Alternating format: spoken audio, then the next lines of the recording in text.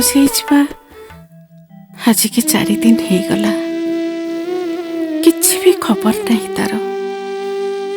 ଏ ସାଇ ଲୋକମାନଙ୍କୁ ଗପ ଯୋଡ଼ିବାକୁ ବେଶ ଭଲ ଖୋରାକ ମିଳିଯାଇଛି। ଯୁଆଡ଼େ ଦେଖ ରୂପାକୁ ନେଇ ଚର୍ଚ୍ଚା। କିଏ କହୁଛି ସେ ନଈକି ପୋଖରୀକି ଡେଇଁ ପଡ଼ିଛି ତା ପାପ ଗର୍ଭକୁ ଲୁଚେଇବାକୁ। ଆଉ କିଏ କହୁଛି ସିଏ କାଳେ ହାତୀକୁ ବାହା ହେଇ ଆଉ କୋଉ ସହରକୁ ପଳେଇ ଯାଇଛି।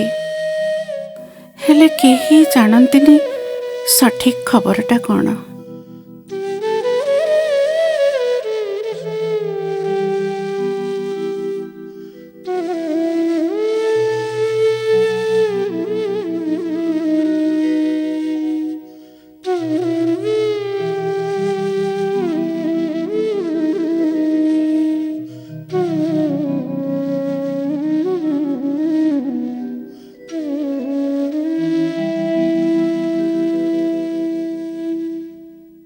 ଚାରି ଦିନ ତଳେ ରୂପାର ମା ରୂପାକୁ ଖୋଜି ପହଞ୍ଚିଥିଲା ଅସୀମାର ଫ୍ଲାଟ୍ ଘରେ।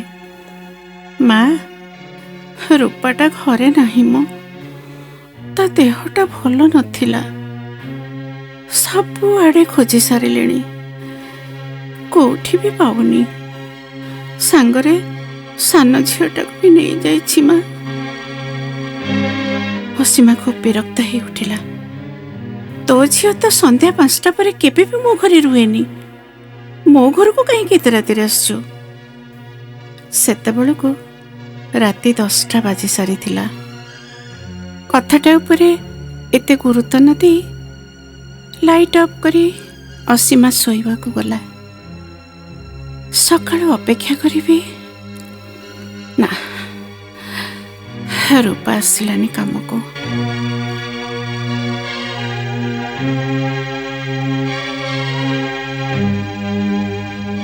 ଆଜିକୁ 7 ବର୍ଷ ହେଇଗଲା ରୂପା ତା ଘରେ କାମ କରେ। ନିହାତି କେତେବେଳେ କେମିତି ଥରେ ଅଧେ କାମ ବନ୍ଦ କରେ ସିନା, ନହେଲେ ସବୁଦିନ ଠିକ ସମୟରେ ଆସେ। ନିଜ ହାତରେ ଚା ତିଆରି କରି ପିଏ ଆଉ କାମ କରେ। ଭାରି ସଫାସୁତୁରା, ସବୁ କାମ ବେଶ ଶୃଙ୍ଖଳିତ। ଆଜିକାଲି ଅସୀମା ତା ଉପରେ ପୁରା ନିର୍ଭର କରୁଥିଲା। ତା ମନ ପସନ୍ଦର ସବୁ କାମ ସେ କରେ। 7 ବର୍ଷ ତଳେ ଅସୀମା ରୂପାକୁ ରଖିଥିଲା କେବଳ ଘର ଓଳା ପୋଛା ଆଉ ବାସନ ମାଜିବା ପାଇଁ। ହେଲେ ଆଜିକାଲି ରୋଷେଇକି ଛାଡ଼ି ସବୁ କାମ କରେ ରୂପା।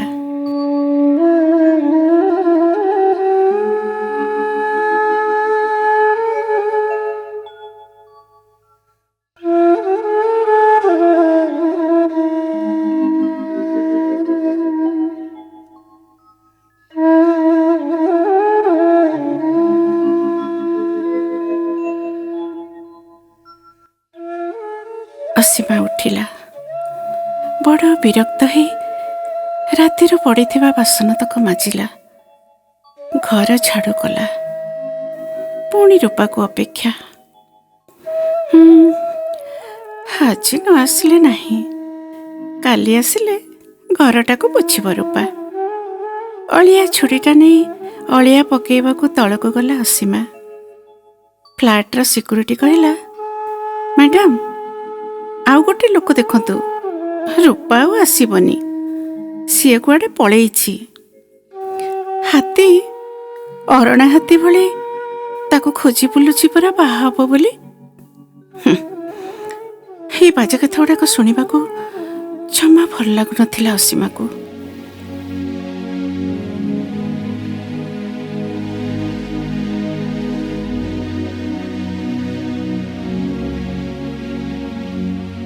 ଏଇ ରୂପା, ତାକୁ ଯୋଉଦିନ ପ୍ରଥମେ ଦେଖିଲା ଅସୀମା ଘଡ଼ିଏ ଚାହିଁଲା। ସତେ ଯେମିତି କଳା ମୁଗୁନି ପଥରରେ ତିଆରି ମୂର୍ତ୍ତିଟିଏ ତା ଆଗରେ ଛିଡ଼ା ହେଇଛି। କଳା ମଚମଚ ବାଳରେ, ବେଶ ବଡ଼ ଖୋସାଟିଏ ମୁଣ୍ଡରେ, କଳା ଘୁମର ଆଖି ଦିଟାରେ ସାଇତା ହେଇ ରହିଛି ଯେମିତି ଅନେକ ସ୍ୱପ୍ନ। ଆଉ ଓଠରେ ମନ ମୋହିନେଲା ଭଳି ହସ। ହସିଦେଲେ ଚକମକ କରୁଛି ଦାନ୍ତ ଗୁଡ଼ିକ। ଭଞ୍ଜନାୟିକା ଲାବଣ୍ୟବତୀ ବି ସୁନ୍ଦରପଣରେ ହାର ମାନିବ ତା ପାଖରେ।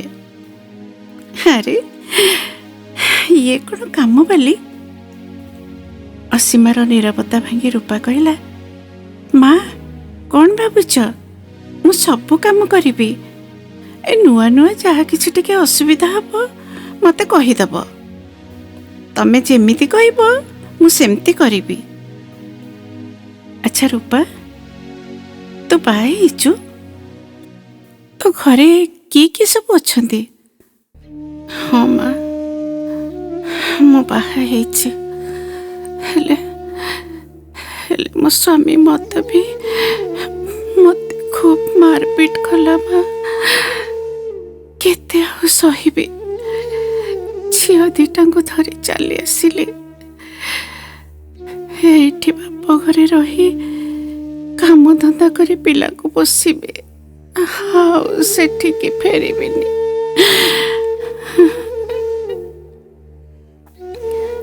ମୋ ପର ମତେ ବି ଆଉ ଖୋଜିଲାନି ମା। ଶୁଣିଲି ସେ ବି ଆଉ କାହାର ହାତ ଧରି ଘର ସଂସାର କଲାଣି।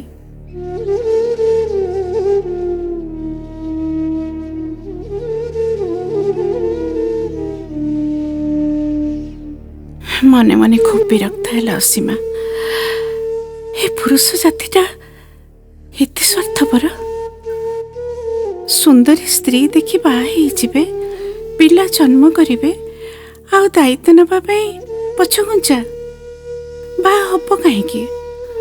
ଆଉ ବାହା ହେଇ ପିଲା ଚଳାଇବାକୁ ଯଦି ସାମର୍ଥ୍ୟ ନାହିଁ, ତାହେଲେ ପିଲା ଜନ୍ମ କରିବ କାହିଁକି? ଆଜିକାଲି ଜନ୍ମ ନିୟନ୍ତ୍ରଣ ପାଇଁ ଏତେ ଉପାୟ ବାହାରିଥିଲେ ବି ଏମାନଙ୍କର ବଂଶ ବିସ୍ତାର ଚାଲିଛି। ଦେଶର ଜନସଂଖ୍ୟା ବଢ଼ି ବଢ଼ି ଚାଲିଛି। ଛାଡ଼, ଏସବୁ ଭାବି କ'ଣ ଅଛି? ରୂପାକୁ କାମ କରିବାର ବରାଦ କରି ଅସୀମା ରେଡ଼ି ହେଇଗଲା ଅଫିସ ଯିବା ପାଇଁ। ସେଇଦିନଠୁ ରୂପା ଉପରେ ସେ ଖୁବ୍ ନିର୍ଭରଶୀଳ ହେଇ ଉଠିଲା। শ্রাবণের ধারার মতো পড়ুক ঝরে, পড়ুক ঝরে তোমারি সুরটি আমার মুখের পরে, বুকের পরে।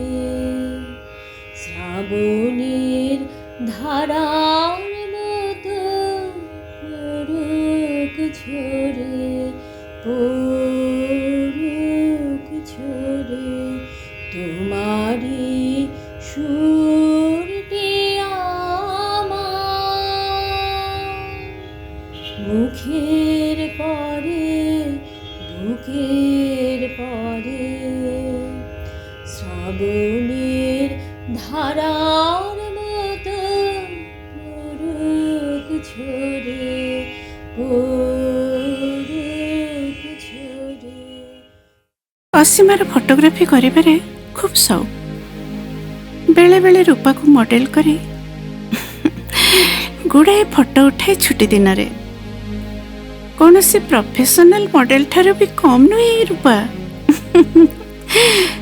ଚେଷ୍ଟା କରିଥିଲେ କୌଣସି ଫିଲ୍ମର ପରଫେକ୍ଟ ହିରୋଇନ୍ ବି ହେଇପାରିଥାନ୍ତା।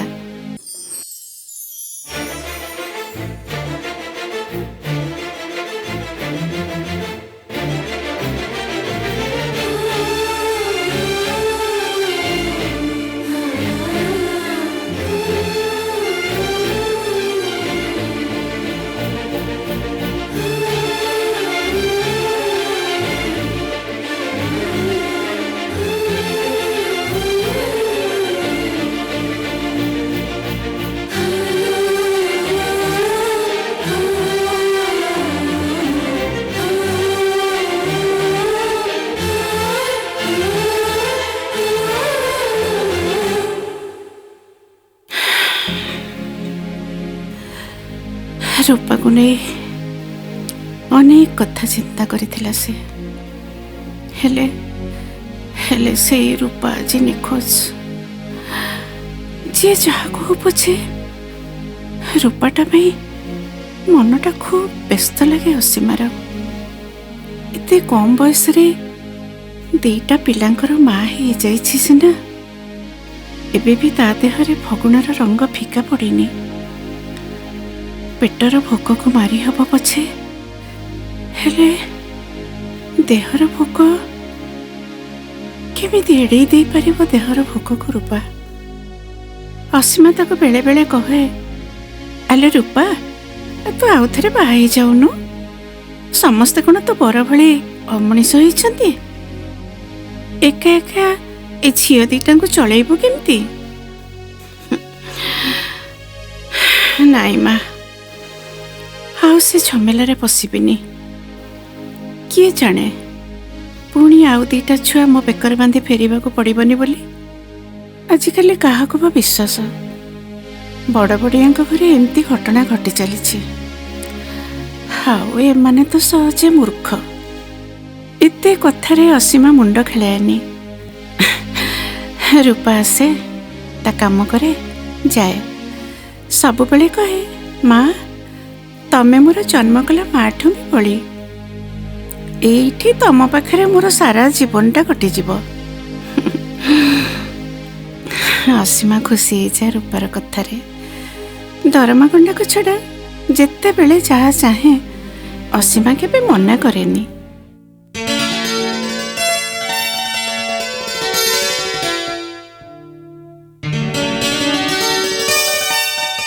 ବେଳେ ବେଳେ ଭାବେ ଅସୀମା, ଏତେ ସୁନ୍ଦର ରୂପ ଯୌବନ ନେଇ ରୂପା କ'ଣ ସତରେ ନିଜକୁ ସଂଯତ କରି ରଖିପାରିବ? ସିଏ ଯଦି ଦେହର ଭୋକ ସହି ନ ପାରି ଅବାଟକୁ ଗୋଡ଼ ବଢ଼ାଏ, ନା, ଆଉ ତାର ଏଠି ସ୍ଥାନ ନାହିଁ। ହେଲେ ସବୁ ସ୍ୱାର୍ଥପର ମଣିଷମାନଙ୍କ ଭଳି ସେ ବି ଭାବେ, ରୂପା ବିନା ସେ ତ ଚଳିବା ଅସମ୍ଭବ। ସେଥିପାଇଁ ରୂପାକୁ ଅନ୍ୟମାନେ 500 ଟଙ୍କା ଦେଲାବେଳେ ସିଏ ଦିଏ 2000। ହେଲେ ଅସୀମା ଭାବିପାରେନି ଦେହର ଭୋକ ଆଗରେ ଏ ଟଙ୍କାର ମୂଲ୍ୟ ବା କେତେ।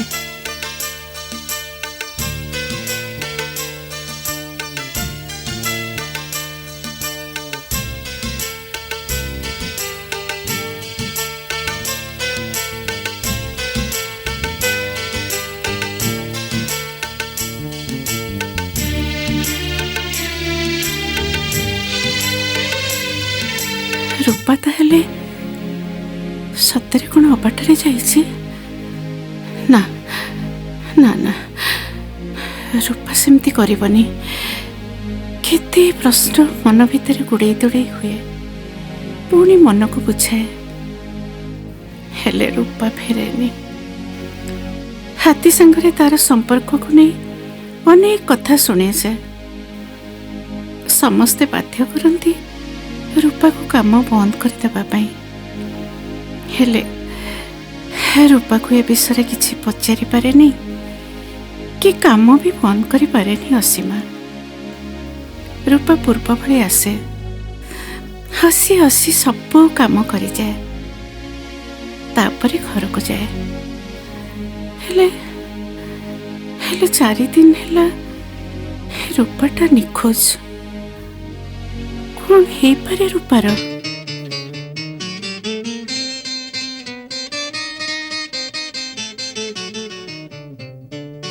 ଆଜି ଅଫିସ ଯାଇନି ଅସୀମା। ଦେହଟା କେମିତି ଖରାପ ଲାଗୁଛି। ରୂପାର ଖବରଟା ନ ପାଇ ମନଟା ବି ଭଲ ଲାଗୁନି।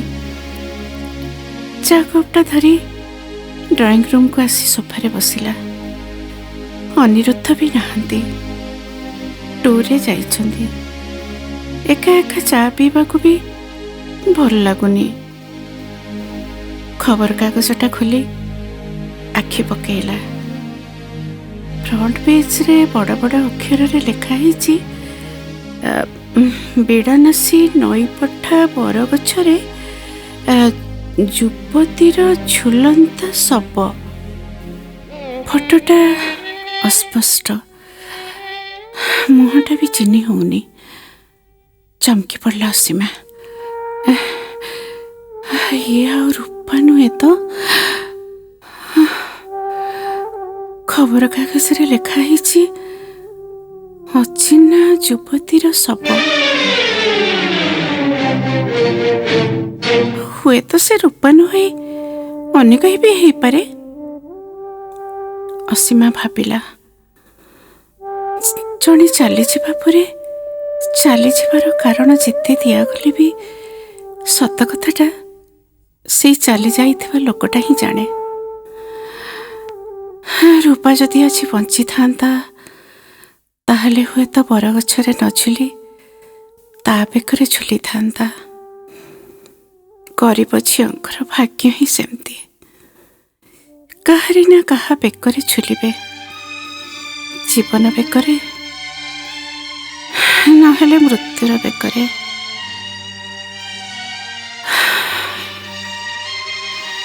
ଅସୀମା ଦୀର୍ଘଶ୍ୱାସଟିଏ ନେଲା।